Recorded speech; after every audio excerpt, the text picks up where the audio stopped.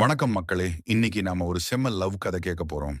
காதல் எவ்வளோ அழகோ, அதே மாதிரி எவ்வளோ ஆபத்துன்றதையும் சொல்ற கதைடா இது. ஒரு பொண்ணு எடுத்த ஒரு முடிவு அவ வாழ்க்கையையே எப்படி புரட்டி போட்டுச்சுன்னு பார்க்கலாம். ரஷ்யா தேசத்துல பெரிய அதிகாரி வீட்டு மருமக மாலதி. அழகு, நாகரீகம், பேசினா எல்லாரும் திரும்பி பார்க்குற மாதிரி பொண்ணு. அவளோட புருஷன் நாராயணன். ரொம்ப ஸ்ட்ரிக்ட், ரூல்ஸ், ஆபீஸ், மரியாதைன்னு வாழ்ற மனுஷன். மனைவிக்கு அன்பு காட்ட தெரியாது. ஆனா சமூகத்துல பெரிய இமேஜ் வேணும். இவங்களுக்கு ஒரு குட்டி பையன் கண்ணன். மாலதி பையனை உயிரா நேசிப்பா. ஆனா புருஷனோட வாழ்க்கை ரொம்ப ட்ரை மாதிரி இருக்கும். என் வாழ்க்கை இப்படியே போயிடுமான்னு மாலதி மனசுக்குள்ள அடிக்கடி யோசிப்பா.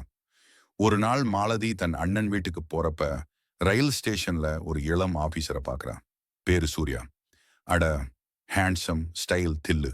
சிரிச்சாலே பக்கத்துல இருக்கிறவங்களுக்கு கரண்ட் அடிச்ச மாதிரி கண்ணு கண்ணு சந்திக்குது. மனசுக்குள்ள ஏதோ ஒண்ணு கிளிக் ஆகுது. மெதுவா பேச்சு, சந்திப்பு, லாங் வாக், சிரிப்பு, இருவருக்குள்ள காதல் வளருது. ஆனா உண்மை என்னன்னா, மாலதி கல்யாணமான பொண்ணு. மாலதி மனசுக்குள்ள தினமும் சண்டை. இது தப்பா?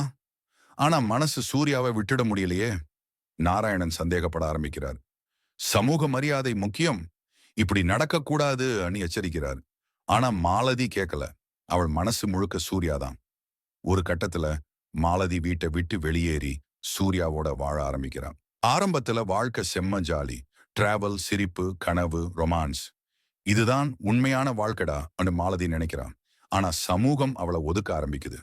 யாரும் பேச மாட்டாங்க. விழா, கல்யாணம், குடும்ப நிகழ்ச்சிகள் எல்லாம் அவளுக்கு தடை. மாலதி தனிமையில மூழ்கிறா.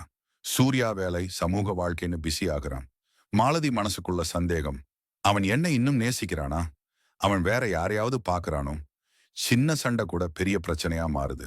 அவன் மனசு முழுக்க பயம், பொறாமை, அழுத்தம். மாலதி மனநிலை மெதுவா மாறுது. யாரை நம்பணும், யாரை நம்பக்கூடாதுன்னு தெரியாம குழப்பம். சூர்யாவோட சண்டைகள் அதிகமாகுது.